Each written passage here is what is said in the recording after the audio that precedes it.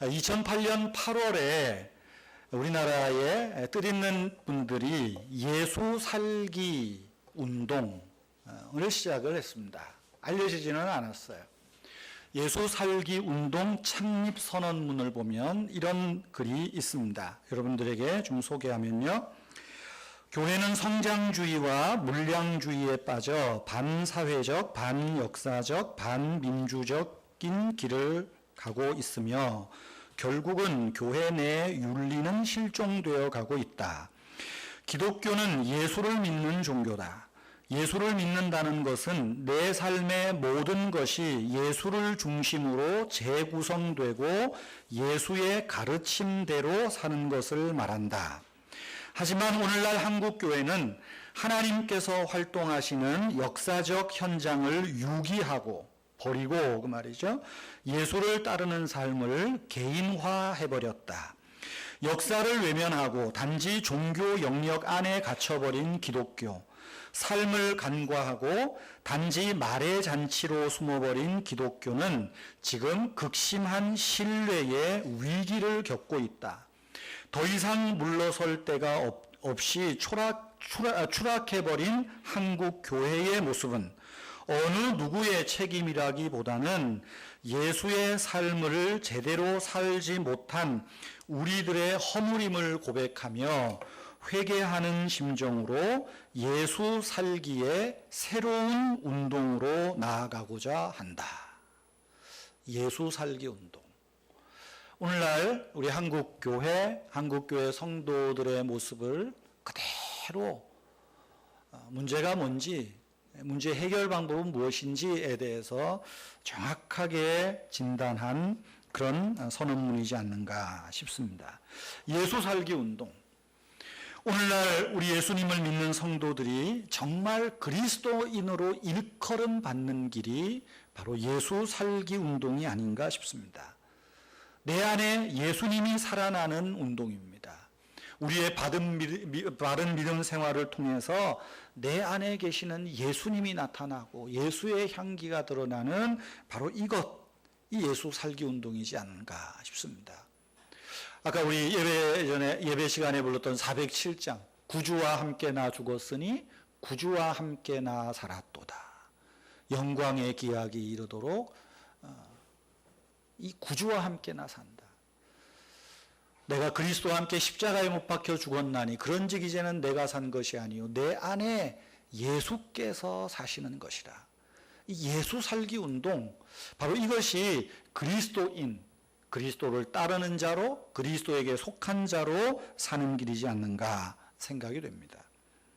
여러분, 그럴 때 우리들 역시 안디옥 교회 교인들처럼 세상 사람들로부터 그야말로 칭찬받는 그리스도인이 될 것입니다. 야, 그래, 예수 믿는 사람은 그래야지, 그리스도인이야, 이런 소리를 듣게 되지 않을까 싶습니다. 안디옥 교회 교인들이 그리스도인으로 불릴 수 있었던 출발은 어쩌면 바나바의 영향력이 컸다라고 말할 수 있습니다. 바나바가 어떤 분입니까? 사도행전 4장 36절에 보면 바나바의 고향은 구브로입니다. 지금 그 지중해 연안의 그 키프로스라고 하는 섬나라죠. 그리스에 속해 있나요? 키프로스라고 하는 섬입니다. 그리고 이 바나바의 원래 이름은 요셉입니다. 그런데 이 요셉이 예루살렘에 와서 예수를 믿고 신앙생활하는 것을 눈여겨보고는 사도들이 일컬어서 요셉이라 하지 말고 당신은 바나바입니다. 바나바로 합시다. 이렇게 별명을 붙여주었습니다. 요셉이라는 이름의 뜻은 더함이라는 말입니다. 플러스입니다. 증가. 제가 오래전에 창세기 설교할 때, 요셉에 대해 설교할 때 요셉 1+1 한번 이야기했던 기억이 있습니다. 더함이라는 뜻이에요. 라헬이 요셉을 낳고 아들을 낳고 얼마나 귀하겠어요. 구박에서 벗어나서 내가 이 아들을 요셉이라 하리라. 그리고 그녀가 이르되 내게 아들을 더 주소서 하니라. 그래서 아들 더 달라는 의미로 요셉이라는 이름을 지은 거거든요. 근데 요셉, 더함, 플러스라고 하는 말과 위로의 아들, 격려의 아들이라는 말은 어쩌면 참 극과 극의 말일 수 있다 생각을 해요. 어쨌든 사도들이 이 요셉을 바나바로 교회에서 부르고 또 그것이 바나바의 이름으로 우리에게는 거의 굳혀져 버리고 말았습니다. 사도들이 요셉을 바나바라고 부르는 데는 이유가 있습니다. 그 이유를 본문에서 찾을 수 있습니다. 오늘 본문 11장 24절에 보면 바나바에 대해서 어떻게 말합니까? 바나바는 착한 사람이요 성령과 믿음이 충만한 사람이라 이에 큰 무리가 더하여 지더라 말하고 있어요. 24절에 이 말씀 바나바는 착한 사람이요 성령과 믿음이 충만하다는 말은 안디옥 교회에서만 들었던 이 이야기가 아닙니다. 이미 예루살렘 교회에서부터 바나바, 요셉 그러면 그 착한 사람, 그 믿음과 성령이 충만한 사람, 정말 예수 믿는 사람 이런 평을 들었다는 거죠. 그래서 그것을 보고 사도들이 위로의 아들이라 바나바라 이렇게 이름을 바꾸었다는 것입니다. 바꾸어서 말하면 요셉이 바나바 될 수 있었던 것은 뭡니까? 바나바가 착한 사람이요 성령과 믿음이 충만한 사람이 아니었다면 이 안디옥 교회 교인들이 그리스도인이라 불리우는 역사가 어쩌면 있지 않았을 수도 있겠다는 거예요. 바나바가 착한 사람, 성령과 믿음이 충만한 사람이 아니었다면 큰 무리가 죽게 더하여지는 생명 없는 구원의 역사가 일어나지 않았을 수도 있지 않았나 우리는 추론해 볼 수 있습니다. 여러분 착한 사람 또 오늘 본문은 성령과 믿음이 충만한 사람이라고 말합니다. 어떤 사람일까요? 우리가 착하다 그러면 떠올리는 이미지가 있죠. 순수하다 또 좀 나쁘게 얘기하면 어리숙하다 잘 속아 넘어간다 이렇게도 말할 수 있어요. 반대로 성령과 믿음이 충만하다 그러면 여러분 어떤 모습을 떠올립니까? 교회에서 기도 열심히 하고 새벽 기도 열심히 나오고 철야기도 열심히 하고 남보다 열심히 교회 봉사하고 교회 일이라면 팔 걷고 발 벗고 나서는 그런 사람 보면 야 믿음 좋아 성령 충만해 이렇게 우리는 말할 수 있을 것입니다. 그러나 여러분 오해하지 마십시오. 본문에서 말하는 착한 사람, 성령과 믿음이 충만한 사람은 따로따로가 아닙니다. 착한 사람은 약간 순진한 사람, 잘 속일 수 있는 사람이 아니고 착한 사람이 곧 성령과 믿음이 충만한 사람이고 충만한 사람, 믿음과 성령이 충만한 그가 곧 사람들로부터 착한 사람이라 이렇게 불림받았다는 거예요. 동격입니다. 이 말은. 바나바는 착한 사람이고 성령과 믿음이 충만하다. 동격이라는 거예요. 우리는 교회 생활을 보고 믿음 좋다 성령 충만하다 그럽니다. 그러나 오해하지 마십시오.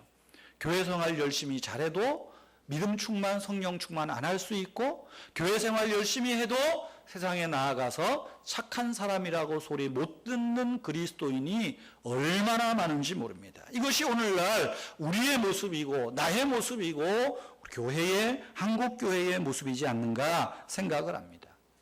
성령과 믿음이 충만하다.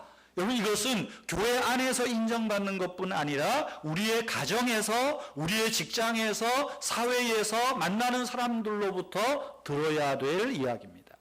어떤 우리 교회에서 열심히 교회 생활하니까 그래요.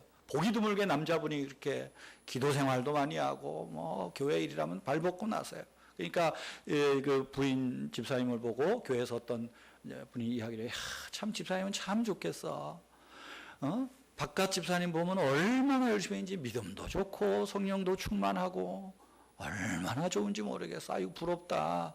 그랬더니 그 집사님이 그러시더랍니다. 집사님 같이 살아봐. 어감을 하시겠죠? 이것이 착한 사람 다르다는 거예요. 다르다는 거예요. 천성적으로 착한 사람도 있습니다. 하지만 바나바에 대해서 착한 사람이라고 말하는 것은 성령으로 변화된 사람의 성품을 말하는 거예요. 예수 그리스도를 믿고 변화되고 그 안에 믿음이 충만하고 성령이 충만한데 이 나타나는 모습을 보니까 너무 달라진 거예요. 너무 착해진 거예요. 그래서 사람들이 바나바 하면 위로의 사람이요 착한 사람이요 충만한 사람이요 이야기하는 것입니다. 앞서 소개한 예수 살기 운동 선언문 중에 기독교는 예수를 믿는 종교다. 예수를 믿는다는 것은 내 삶의 모든 것이 예수를 중심으로 재구성되고 예수의 가르침대로 사는 것을 말한다. 이것이 믿음과 성령의 충만이요 착한 성도의 모습이라는 것입니다. 제가 한 2주 동안 설교 중에 계속 그런 말씀드렸지요. 예수를 믿는다는 것은 우리의 마음과 생각을 고쳐먹는 거라 그랬어요. 내 생각을 어떻게 고쳐요? 주님의 뜻에 맞게 나의 품은 또 주의 뜻같이 되게 하소서. 고쳐먹는 거예요. 이 고쳐먹는 게 성령 충만이요 믿음 충만이요. 고쳐먹지도 않으면서 하나님이 좀 나 좀 불쌍히 여기서 고쳐달라고 우리 얼마나 이렇게 많이 나아갑니까? 바나바가 착한 사람으로 평가를 받는 것은 그의 삶이 믿음의 충만이요 성령의 충만이요 성령의 사람으로 변화된 그 모습이라고 하는 것입니다. 이것은 오늘날 저와 여러분들이 살아내야 할 과제요 숙제입니다. 우리가 예수님을 믿는다면 교회 안에서뿐 아니라 교회 밖에서 믿음과 성령이 충만하다. 그런데 교회 밖의 사람들은 믿음과 성령 충만한 걸 어떻게 알아요? 착한 사람이다. 좋은 사람이다. 우리와는 다른 사람이다. 이것이 또한 그리스도인의 모습이요 착한 사람의 모습 아니겠습니까? 그러면 성도 여러분, 성경이 말하는 착한 사람, 다시 말하면 성령과 믿음이 충만한 사람은 어떤 사람이겠습니까? 첫째는 청지기 의식이 있는 사람입니다. 청지기 의식이 있는 사람이 성경이 말하는 착한 사람이요 믿음과 성령이 충만한 사람입니다. 청지기가 무엇입니까? 주인의 것을 맡아 관리하는 하인입니다. 종입니다. 바나바는 예수님을 믿고 난 후로 자기는 예수님의 것을 맡은 종이요 하인이었음을 고백한 사람이에요. 입술의 고백이 아니라 삶으로 고백한 사람입니다. 사도행전 4장 37절에 보면 바나바의 일에 대해서 이렇게 말하죠. 바나바가 밭이 있음에 그 밭을 팔아 값을 가지고 사도들의 발 앞에 두니라. 제가 4장 설교할 때 잠깐 말씀을 드렸을 거예요. 이것은 한꺼번에 왕창 팔아서 드린 것이 아니라 필요할 때마다 교회가 필요하고 사도들이 필요하고 교회 안에서 교인들의 연약함이 보여질 때마다 기꺼이 자기의 물질을 가지고 구제하고 돕고 하나님 앞에 내어드린 행위를 말하는 거예요. 그런데 특별히 4장 37절에서 강조하고 있는 게 하나 있습니다. 그 값을 어디에 두었다고요? 발 아래 두었다는 것입니다. 이것이 청지기의 자세입니다. 오늘날 이 자본주의 사회에서 우리가 사는 세상에서 사람들은 너나 할 거 없이 물질을 어디에 두고 삽니까? 전부 머리 위에 이고 삽니다. 우리의 마음 가장 중심에 두고 삽니다. 그래서 우리는 물질 없으면 안 된다고 말합니다. 물질이 전부 다라고 말합니다. 틀린 말은 아니에요. 그러나 청지기적 자세는 아닙니다. 예수 그리스도를 믿고 변화된 사람들, 그야말로 하나님과 사람들 앞에 착한 사람이라고 부름받은 사람은 내가 가진 모든 것은 하나님이 내게 주신 것을 내가 맡아 관리하는 청지기, 이 의식이 있어야 된다는 거예요. 이거 없으면 우리는 하나님을 머리 위로 두고 사는 것이 아니라 물질을 머리 위에 두고 살고, 물질을 발 아래 두고 사는 것이 아니라 하나님을 발 아래 두고 사는 바로 그런 존재라는 것입니다. 여러분, 바나바가 예수를 믿기 전에 이름이 요셉이었어요. 말씀드린 대로 더함입니다. 아마도 이것을 저의 조금 불손한 상상력인지 모르지만 우리는 1+1을 얼마나 좋아합니까? 우유를 사도 값이 10원이라도 제 아내 보니까 그러대요. 나는 토탈 가격을 보는데 집사람은 그람당 가격을 봅니다. 100g에 얼마냐? 난 분명히 요게 더 싼데 집사람은 요게 더 싸대요. 거기다 대고 1+1 뭐 150ml 더 준다 그러면 얼씨구나 하고 그것부터 삽니다. 그렇죠? 1+1. 이 우리의 더함. 여러분, 바나바의 모습이 그러지 않았을까요? 바나바가 조상으로부터 물려받은 땅도 있었겠지만 그의 삶은 늘 더함의 삶이에요. 더 주세요. 더 부자가 되고 더 가지고 싶고 더 잘 살고 싶고 더 누리고 싶고 늘 더 그러다가 주님을 믿고 주님을 만나고 변화된 삶은 무엇입니까? 더 하던 것을 발 아래 내려놓기 시작했다는 거예요. 이것이 청지기의 삶이라는 것입니다.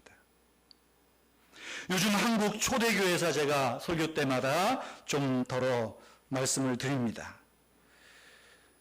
곤단골 교회 이야기 들으실만 합니까? 오늘 또 제가 한국교회 이야기 좀 할게요. 전라북도 김제에 가시면 김제 금산리에 금산교회가 있습니다. 110년 된 교회입니다. 이 교회가 요즘 알려지게 되는 것은 교회가 기역자, 우리 한국 교회에 처음 들어올 때 기역자 교회로 세워졌다 그래서 알려졌어요. 그런데 이 금산교회는 기역자 교회보다 더 중요한 사람이 있어요. 바나바와 같은 사람입니다. 제가 이 본문을 묵상하면서 사실은 12장 이 기도에 대해서 하다가 이 바나바에 대해서 설교를 거의 안 하고 넘어온 것 같아서 한번 다시 해야 되겠다. 그래서 바나바. 한국교회사를 내가 몇 주 얘기했는데 누구 없을까 고민하다가 조덕삼이라는 분이 탁 떠올랐어요. 제가 2008년도에 주보에 아마 소개하고 잠깐 이야기했던 기억이 있습니다. 그래서 또 옛날 주보를 찾고 인터넷 찾고 내가 또 써놓은 거 막 찾아가지고 이제 하루 종일 씨름을 했어요. 그래서 진짜 이분이 한국교회의 바나바다 생각을 하게 됐습니다. 이 금산교회가 있어요. 110년 된 교회입니다.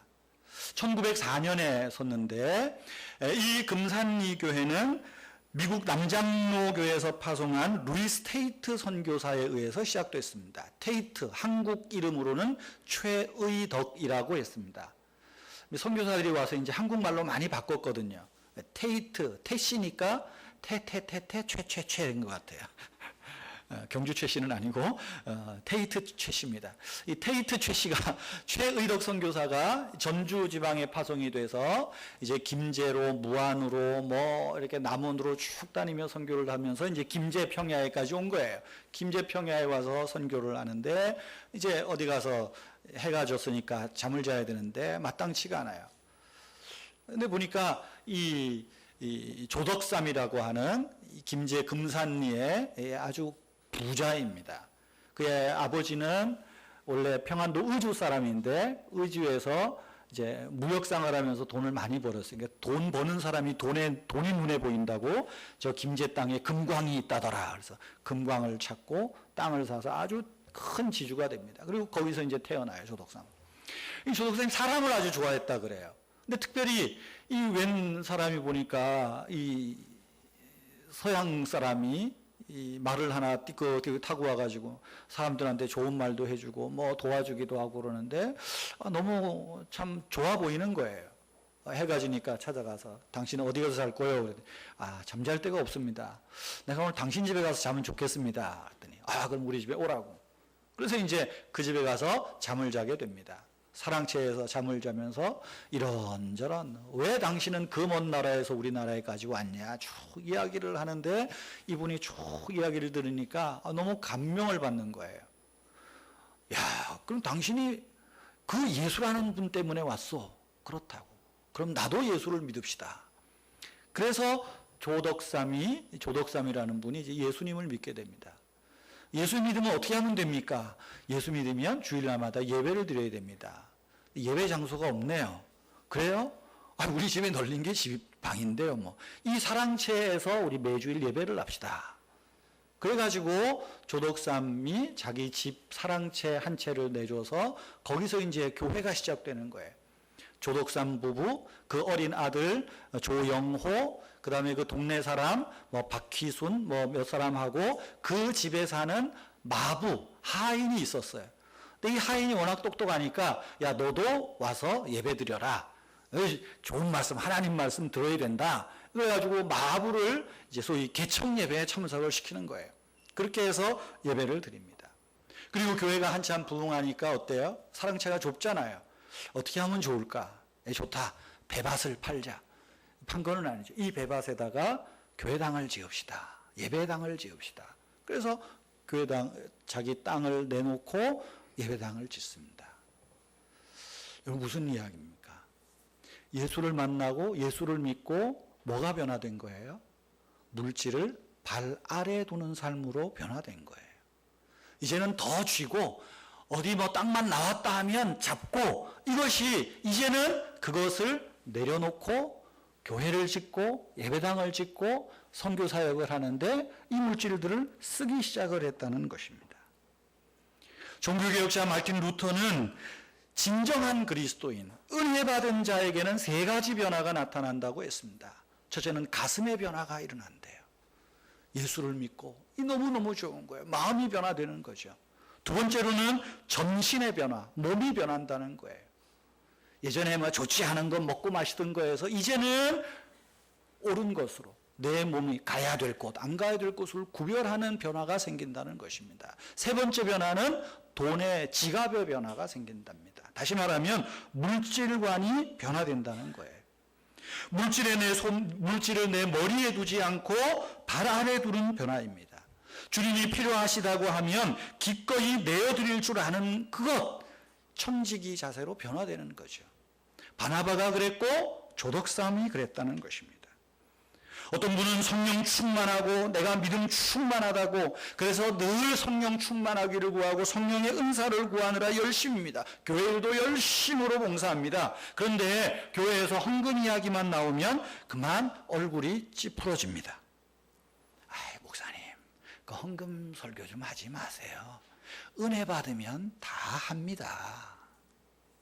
우리 교회는 그런 분은 안 계세요. 제가 헌금 설교도 별로 안 하지만 우리 교회는 또 그렇게까지 얘기하는 분 없어요. 더러 그런 교회가 있대요. 그러면 그분이 헌금 생활을 얼마나 합니까? 그랬더니 11조 생활도 제대로 안 합디다.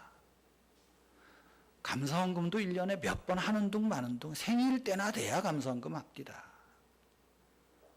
그런데 보면 믿음 충만해요. 말도 얼마나, 성경도 얼마나 잘하는지 몰라요. 기도도 얼마나 천산유수인지 몰라요. 이 사람은 믿음 충만한 것도 아니고 성령 충만한 것도 아닙니다. 하나님 앞에서 사람 앞에서 착한 사람도 아닙니다. 오늘 헌금 이야기가 갑자기 나오네요. 나온 김에 합시다. 헌금 때문에 시험 들지 마시기를 바랍니다. 아멘이 없네? 시험 들랍니까? 따라합시다. 헌금 때문에 시험 들지 맙시다. 한 번 더 따라할까? 헌금은 힘 닿는 대로, 있는 대로, 형편대로 하는 겁니다. 여러분, 교회 안에서 헌금 많이 못하면 괜히 어깨 축 늘어지고 뒤처져요. 그럴 필요 없습니다. 교회 안에서 헌금 좀 많이 하면 괜히 얼굴이 밝아지고 어깨에 힘이 들어갑니다. 그것도 할 일은 아닙니다. 헌금은 힘 닿는 대로, 있으면 있는 대로 하는 거예요. 이번에 생기면 이번에 하고 다음번에 생기면 다음번에 하면 됩니다. 안 생기면 못하는 겁니다. 우리의 주인이신 예수님께서 많이 맡겨주셨으면 많이 하셔야 되고 적게 맡겨주셨으면 적게 하는 것입니다. 그럴 때 헌금이 축복이 됩니다. 근데 문제는 뭐예요? 있는데도 안 하는 거예요. 주님께서 맡겨주셨는데도 안 하는 거예요. 다음에 요거 가지고 조금 불리면 그때 더 많이 할 수 있지. 그러다가 결국은 물질을 머리에 두다가 짓눌려버리고 만다는 거예요. 여러분, 물질을 발 아래에 두고 사는 청지기 삶의 가장 대표적인 것이 뭡니까? 헌금 생활이에요. 헌금 생활 중에도 11조 생활입니다.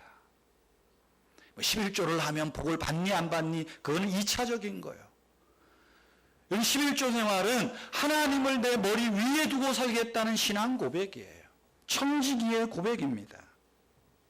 돈이 없어서 11조 생활 못하는 게 아닙니다. 내가 이번에 돈이 없으니까 다음에 돈을 더 벌면 11조 하겠다고 그렇게 하는 사람 치고 11조 하는 사람 못 봤습니다. 11조 하는 거 가지고 조금 다른 데 투자해서 조금 불리면 하나님도 좋고 교회도 좋고 나도 좋고 그렇게 투자해 가지고 얼마나 여러분 많이 말아 드셨습니까? 물질을 발 아래 두는 거예요. 바나바가 그랬고 조독삼이 그랬어요. 11장 27절 이하에 보세요. 안디옥 교회가 예루살렘 교회의 소식을 듣습니다. 예루살렘에 큰 흉년이 들었어요. 어떻게 할까? 안디옥 교회가 부자 교회가 아닙니다. 안디옥 교회도 이방 사람들인 거예요. 그러나 지금 형편은 흉년 들어서 굶주리고 있는 예루살렘 교회보다는 낫습니다. 그때 안디옥 교회가 어떤 결정을 합니까? 29절에 제자들이 각각 그 힘대로 많이 있는 자는 많이 있는 자대로, 없는 자는 없는 자대로, 그 말 아닙니까? 유대에 사는 형제들에게 부조를 보내기로 결정했다. 부조 보냈다는 거, 뭐 보냈다는 얘기입니까? 돈 보냈다는 얘기예요. 헌금 걷어서 보냈다는 거예요. 그렇게 하기로 작정하고 30절에 이를 실행하여, 작정하고 실행했다. 오늘 또 교회 처음 오신 분이 있는데 헌금 얘기해가지고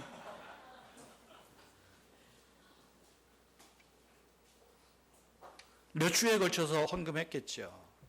그리고 드렸다는 거예요. 누구의 영향입니까? 바나바의 영향이에요. 그렇죠? 바나바는 이미 물질을 발 아래 두는 훈련이 돼 있어요. 그리고 자기 교회 성도들에게 그 훈련을 시키는 거예요.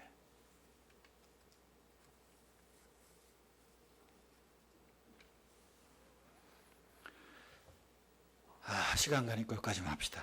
두 번째, 성경에서 말하는 착한 사람은 어떤 사람입니까? 은혜를 발견할 줄 아는 사람입니다. 은혜를 볼 줄 아는 사람이라는 거예요. 23절 보세요. 바나바가 예루살렘에서 안디옥에 내려와서는 이렇게 말합니다. 그가 이르러 하나님의 은혜를 보고 기뻐하였다라고 말하고 있어요. 이것을 조금 색다르게 표현하면 착한 사람은 불확실성 속에서도 긍정을 보는 사람입니다. 착한 사람은 절대 긍정의 시각을 가지고 있다는 것입니다. 먹구름이 잔뜩 낀 날에도 그 구름 뒤에서 찬란히 빛나는 태양이 있음을 믿고 알고 그 태양으로 인하여 감사하는 거예요. 이것이 은혜를 볼 줄 알고 은혜를 발견하는 사람입니다. 요즘 얼마나 살기가 어렵습니까? 얼마나 힘드십니까? 사업을 운영하시는 분이나 직장에 나가서 일을 하시는 분이나 또 여기저기 내 재능에 맞는 어떤 일을 찾는 분이나 얼마나 힘듭니까? 먹구름 잔뜩 낀 것 같아서 돈이 돌지 않아서 얼마나 힘듭니까? 그럴 때 우리는 원망이 나오고 불평이 나오고 투덜거림이 나오지 않습니까? 그러나 믿음이 충만하고 성령이 충만한 이 착한 사람은 그 먹구름이 잔뜩 낀 날씨에도 은혜를 본다는 거예요. 태양의 은혜를 본다는 것입니다. 하나님을 사랑하는 자, 곧 그 뜻대로 부르심을 입은 자들에게는 모든 것이 합력하여 선을 이룬다. 형통할 때 보는 게 아니라 고난 중에 있을 때 하나님의 은혜를 보는 거예요. 그래서 모든 것이 합력하여 선을 이룬다. 그 은혜를 보고 기뻐하고 감사한다는 것입니다. 바나바가 예루살렘에서 안디옥까지 왔어요. 480여 킬로 떨어졌다고 합니다. 제가 그래서 집에 있는 지도를 가지고 재봤어요. 예루살렘에서 이 안디옥 재보니까 직선 거리로 어쨌든 한 480km 나와요. 안탈리아 직선 거리로. 그러니까 꼬불탕꼬불탕 가면 얼마가 더 늘어나겠어요. 안디옥에 와서 제일 먼저 한 일은 이겁니다. 내가 그 먼 데서 여기까지 왔는데 왜 이렇게 대접이 시원찮냐? 잠자리가 왜 이러냐? 그것이 아니에요. 그가 안디옥에 이르러 하나님의 은혜를 보고 기뻐했다. 여기에도 하나님의 은혜가 있어서 생명 얻는 회개가 일어났고 구원 얻는 역사가 일어났고 여기에도 하나님의 일이 시작되었구나. 그 은혜를 보고 기뻐했다는 거예요. 은혜를 발견할 줄 알았다는 것입니다. 조덕삼이 어땠을까요? 조덕삼이 자기 집에 들어온 하인을 예배에 참석시킵니다. 이자익이라고 하는 이 사람은 6살의 경상도 남해 출신입니다. 남해에서 어떻게 김제까지 굴러 들어왔을까요? 굴러 들어왔다? 좀 그러네. 6살에 어머니를 잃고 아버지를 잃고 9살에 어머니를 먼저 세상을 떠나보냅니다. 여기저기 남의 일도 하고 그러다가 16살이 되어서 전주를 지나서 이제 정읍을 지나서 김제까지 왔어요. 김제 왔는데 해가 뉘엿뉘엿집니다. 금산리 삼거리에서 어디로 갈까? 그저 내 한 목숨 편하게 의지할 수 있는 것은 왼쪽에 금산사로 가서 머리 깎고 중이나 될까? 일로 갈까? 아니면 금산리 마을로 들어가서 저 집에 잘 사는 집에 가서 오늘 하루 좀 적당히 밥 한 끼 때우고 그 다음에 생각할까? 고민을 하다가 금산사로 가려다가 금산리 마을길로 들어갑니다. 그리고 용감무쌍하게 그 동네에서 제일 큰 집을 찾아갑니다. 그때가 16살이라고 해요. 16살에. 네, 주인 어른을 만나러 왔습니다.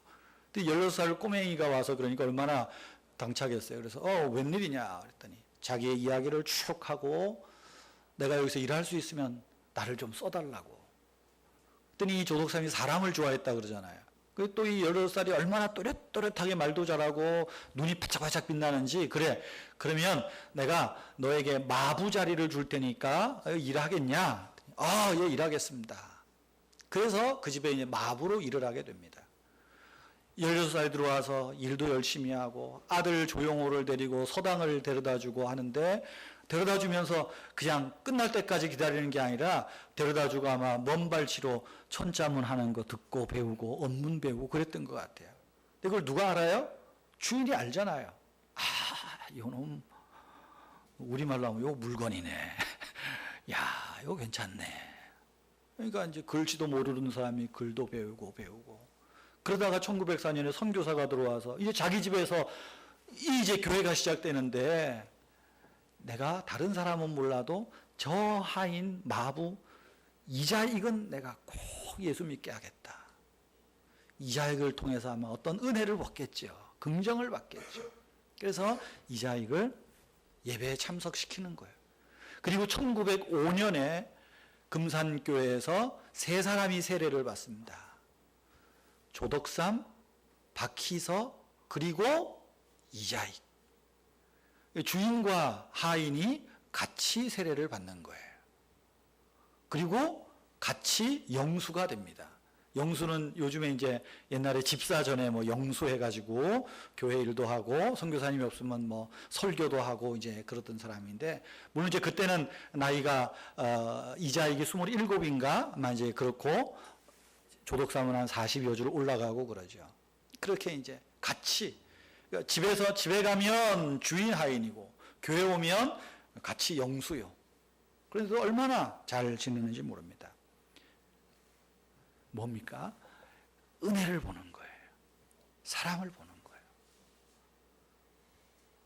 여러분, 우리가 보아야 할 것은 하나님의 은혜입니다.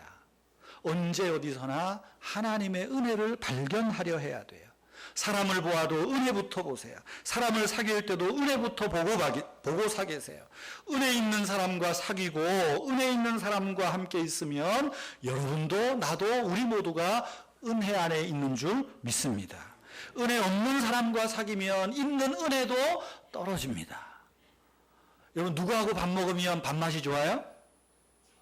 저하고 밥 먹으면 밥맛이 좋습니다. 우리 권사님들이 저를 좋아한대요. 좋아하는 이유가 다른 건 아니래요. 맛있게 먹어서 좋대요. 속으로는 그러겠죠. 진짜 맛있어서 먹나. 맛있어서 먹고 맛없어도 배고프니까 먹고 꾸역꾸역 잘 먹습니다.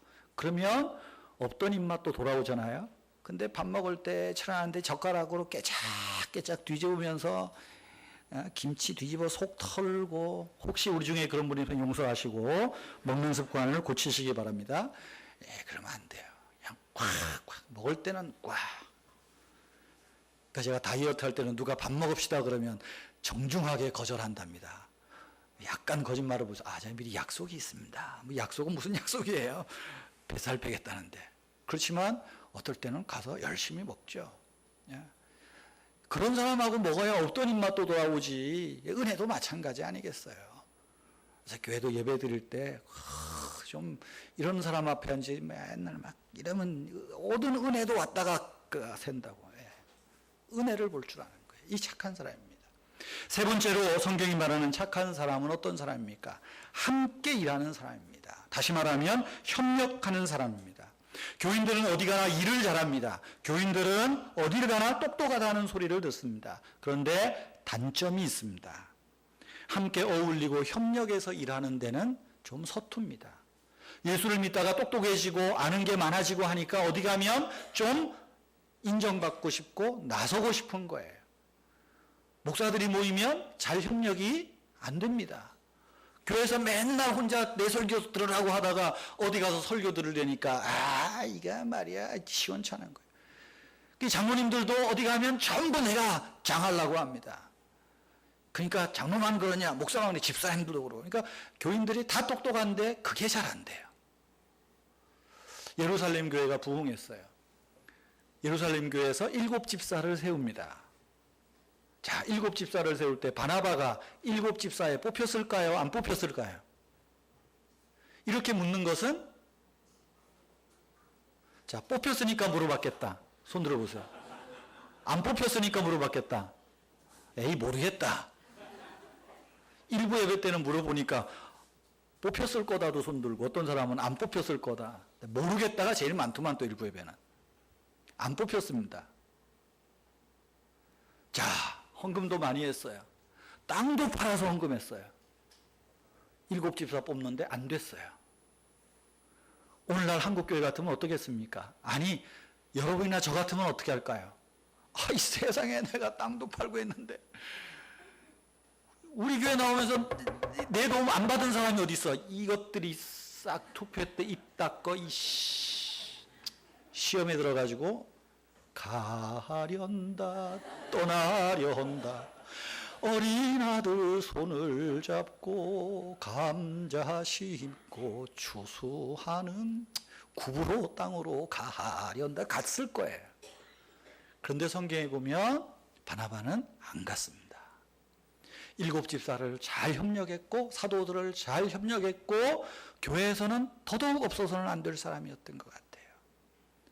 사울이 다메섹에서 회심하고 예루살렘 교회에 와서 사귀려고 하니까 다 안 믿잖아요. 그때 바나바가 이야기를 듣고는 이 사람 믿을만 합니다. 정말 회심한 사람이요. 그분 바나바가 교회 안 떠났어요. 여러분, 안디옥 교회에 예루살렘의 사도들이 누구를 보내요? 7집사 안 보내고 바나바 보내요. 얼마나 멋있는 사람입니까? 오늘날 우리 교회는 안 그러니까 오늘 한국 교회 보면 항상 공동의회만 하면 시험 든대요.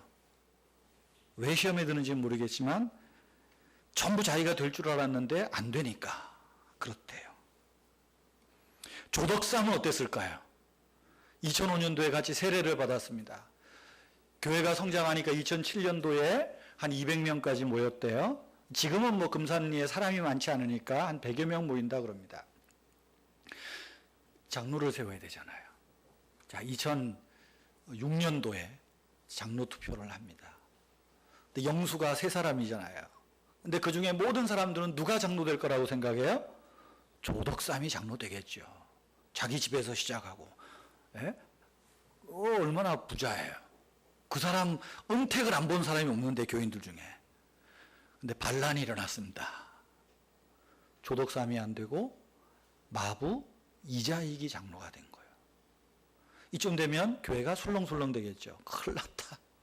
조덕삼 영수님이 교회를 떠날라나 보다. 어떻게 하면 좋을까? 그때 공동회의가 다 끝나고 조덕삼 영수께서 이렇게 말을 합니다. 우리 교회는 정말 젊고 훌륭한 일꾼을 잘 뽑았습니다. 하나님의 뜻입니다. 저는 이제 이자익 영수님, 이제 장로 되기 전이니까 이자익 영수님이 장로가 되어도 잘 협력할 것이고 교회를 잘 섬길 것입니다. 하나님의 은혜요. 하나님께 감사합니다. 그렇게 했다 그래요. 그리고 이제 교회가 커져서 교회를 짓게 되는데 어떻게 해요? 뭐 장로가 돼도 돈이 있어 뭐가 있어 하인이. 누가 냈겠어요? 조덕삼이 내는 거예요. 자기 배반 내고 땅 팔아서 건축비 내고. 얼마나 아름답습니까? 얼마나 멋있습니까? 선교사가 안 오면 이제 마부 이자익이 주일날 설교를 해요. 그러면 조덕삼 영수는 마룻바닥에 무릎 꿇고 앉아서 설교를 듣습니다.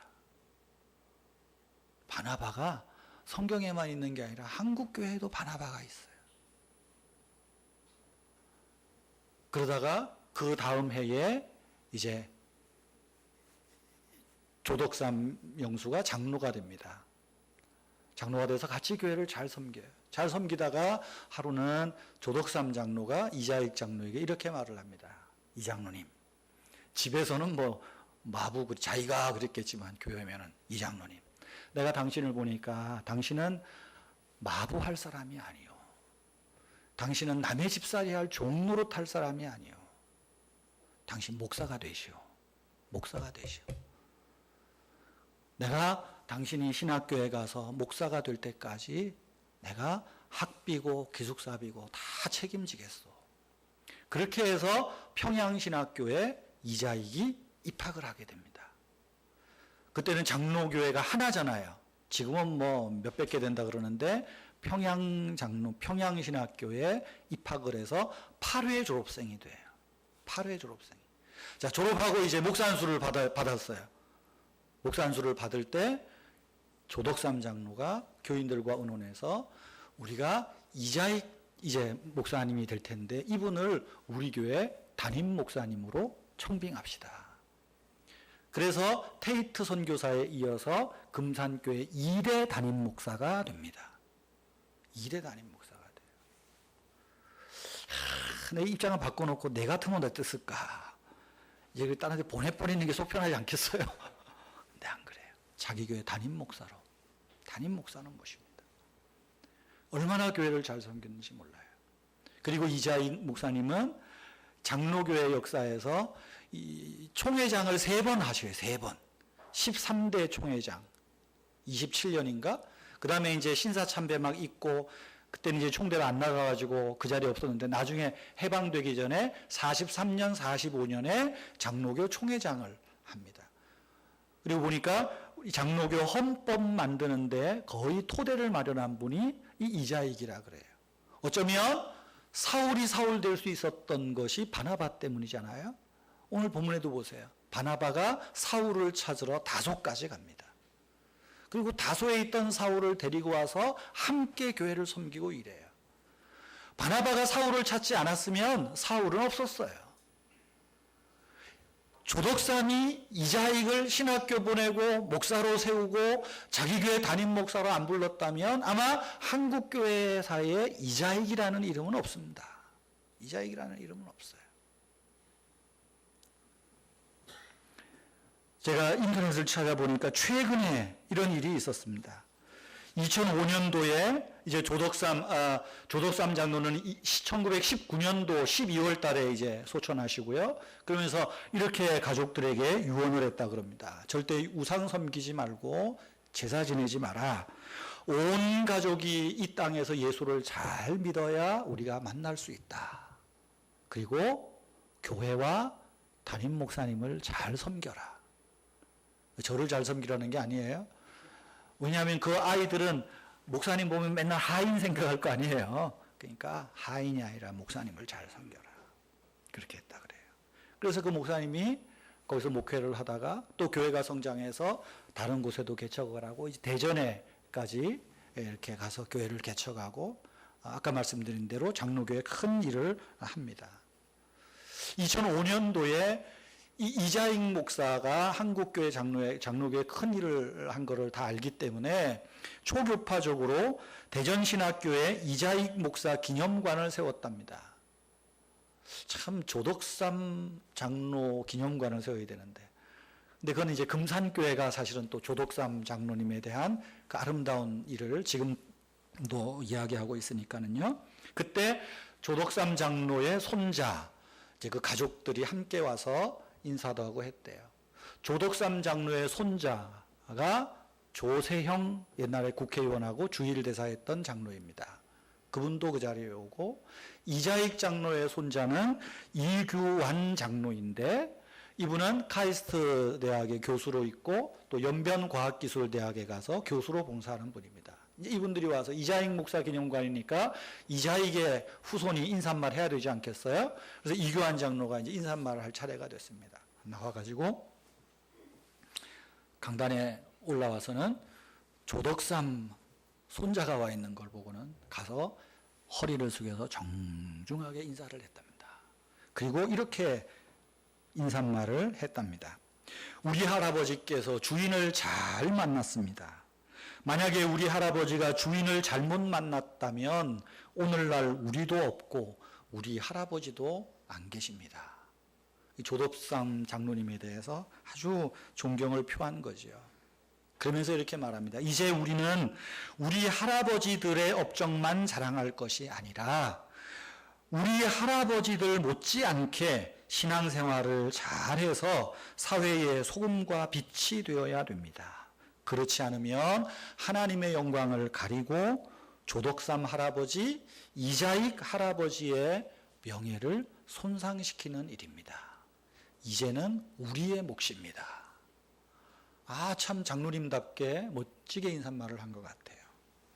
사랑하는 성도 여러분, 우리도 예수님을 믿고 천국 소망을 가지고 이 땅에서 신앙생활 한다면 어떤 사람으로 평가를 들었으면 좋겠습니까? 믿음이 충만하고 성령이 충만하다. 교회 안에서뿐 아니라 교회 밖에서 말이죠. 교회 밖의 사람들은 믿음 충만하고 성령 충만한 것이 어떤 의미인지 모릅니다. 그러나 그 사람들은 교회 밖에서 우리의 모습을 보고 이 사람이 착하냐, 선하냐, 좋으냐를 가지고 믿음 충만하고 성령 충만하다는 이야기가 나오는 것이죠. 우리는 하나님을 믿고 예수 그리스도를 믿습니다. 우리가 하나님을 고백할 때 어떻게 고백합니까? 하나님을 좋으신 하나님, 선하신 하나님, 그렇게 말합니다. 여기 좋으신, 선하다, 착하다 하는 말은 히브리 말이나 헬라 말로 보면 다 같은 말입니다. 굿이라는 말입니다. 우리가 하나님을 향해서는 착하신 하나님 말은 안 하잖아요. 그렇죠? 이상하죠? 착한 하나님, 좋으신 하나님, 선한 하나님. 근데 사람에게 대해서는 셋 다 써먹어도 괜찮아요. 우리가 좋으신 하나님, 선하신 하나님, 착한 하나님을 믿는다면, 그 하나님의 자녀라면 이제 우리는 하나님의 자녀다운 삶을 살아내야 한다는 것입니다. 소금과 빛으로 살아가는 것입니다. 이것이 바나바의 삶이고 조덕삼의 삶이었습니다. 이제 이 삶이 저와 여러분의 삶입니다. 오늘 예배를 마치고 이제 또 여러분 세상이라고 하는 치열한 전쟁터로 나갑니다. 어쩌면 목사보다는 여러분들이 더 힘들 거예요.